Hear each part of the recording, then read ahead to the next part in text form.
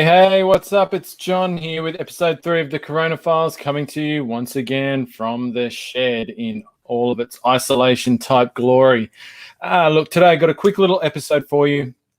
I was having a chat with a friend of mine just the other day, and we were talking about he wanted to start a new high-ticket dropshipping business, and one of his first questions for me was, should I be aiming to have a really specific store or a broader type store? So should my niche be very specific to one type of product, or should it be a broader store that has a whole bunch of different types of products in and, potentially much larger numbers of individual products? And it's a question that I get a lot from people who are looking at a niche in the beginning, and it's one of the first questions they're kind of asking. And I think it's, in a sense, it's a bit of a chicken and egg type question. I don't think it's the first question that you should be asking, and there's a reason for that. So if you watched yesterday's episode where I walked through sort of what my criteria are for picking a niche and what I'm thinking about when I'm looking at niche ideas, one of those was that the way that I think about a niche is about the customer and what their passions, their interests are, what their problems are, what their needs are, and I let that then define the products that are on that are part of that business. And so I want to be able to, at least over time, if not initially, be able to provide my customers with the opportunity to buy whatever products they need to fulfill, to solve the problems, to fulfill the passion, the interest that my store serves for them. And so with that in mind, there's not really an approach that says to do that it needs to be super specific to one type of product, or it could be a whole bunch of different products, and potentially hundreds and hundreds of products on the site. And that's kind of the way I think about it and how I kind of answer that question. Now, that doesn't mean that you don't start off very specific and get bigger over time. It may mean that your niche, if you approach it that way, is always very specific just by the nature of the space that you're inhabiting, the customers you're serving. There may only really be one type of product that they need, or it may be over time, there's 10, 12, 13 different types of products that they might potentially buy from you. And so you add those into your business. And I think so it's something I approach kind of organically. I don't come to it with a preconceived notion, but there are some swings and roundabouts with both of those that I think it's important to keep in mind.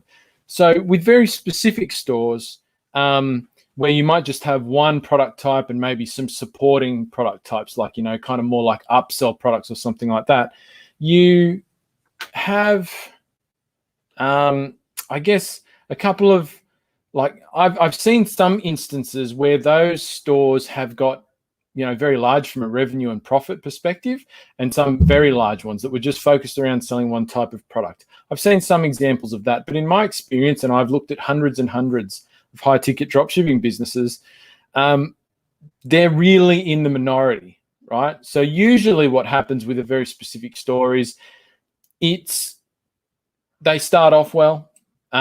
You make a lot of sales in the beginning or earlier in the piece, but over time it starts to plateau because there's just a natural barrier or a natural limit sort of to how many of that type of product you can actually sell. You don't have many resell opportunities with high ticket products in that sense. And so at some point, growing the business becomes fairly difficult. Now, as I say, there are exceptions to that rule, but that's generally what happens. Whereas if you kind of have to think about what's your goal with the business there. So if your goal is to have a really large business, if you want to make $10 million a year in revenue, $20 million a year in revenue, you're going to really struggle to do that with high ticket dropshipping generally with just one type of product on your store. I'm not going to say it's impossible. I have actually seen it being done, but your chances are pretty slim.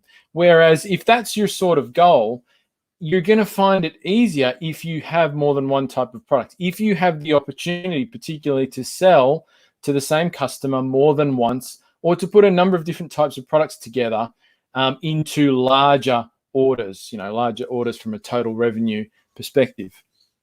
But for a very specific business, it's much easier to get the thing up and running, and it's much easier to build authority in the space around that single product type or single main product type. And really, with a high ticket dropshipping store, to be able to compete, you'll usually have larger competitors in the beginning. Obviously, you may be competing with Amazons and things like that as well. Being able to develop authority is a very important thing. Being able to develop content, really help your customer, is very important. And so it is a lot simpler from that perspective to do that when you have a narrower focus. So if you're doing it for your first time, that can be a fantastic way to start. Now, the flip side, with a larger store, maybe you've got, a whole bunch of different product types. You've got hundreds or maybe even over 1,000 products. You can make a very large amount of money with that type of store. But the danger and the risk and the difficulty is that you're taking on a lot more work, right? So to do it right, to do it well, it's a lot more work. It's a lot harder to demonstrate authority over multiple product types at the same time than it is with a more focused approach. It's much harder to rank, if you're pursuing organic traffic, which you should be for a high ticket dropshipping store. It's much harder to do that when you've got thousands of product pages on your site. It's much harder to rank your site well than it is if you've got fewer pages from a technical SEO perspective. You've just got more work. You've got to upload all those products and all of that sort of thing.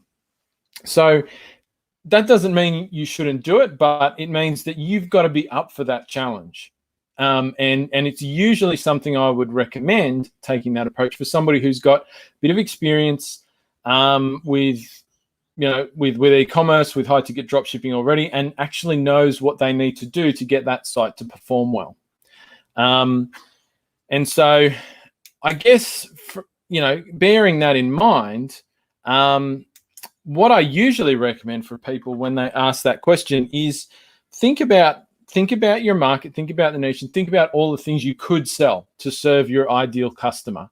But start off, so have that in mind. Envision what that's going to look like at some point. And if you're sitting there saying, wow, I can see that I could sell my customer, hundreds of different, I could have hundreds and hundreds of products on the store. I could have, 10 different types of products or more that I could sell to this person, and I could market to them over time. And, I could see this being a really big thing. That's fantastic if you see that.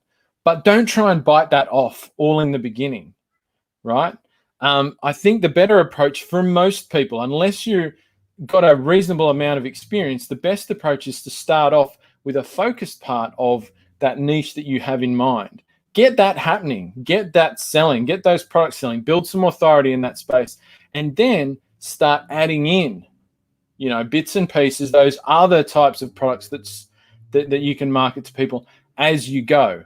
And you'll find that one, it's a lot quicker, it's a lot less stressful, and your results will actually come quicker if you take that approach rather than trying to dive straight in with thousands of products, just putting all of this, low quality data onto your site and then trying to work backwards and optimize all that.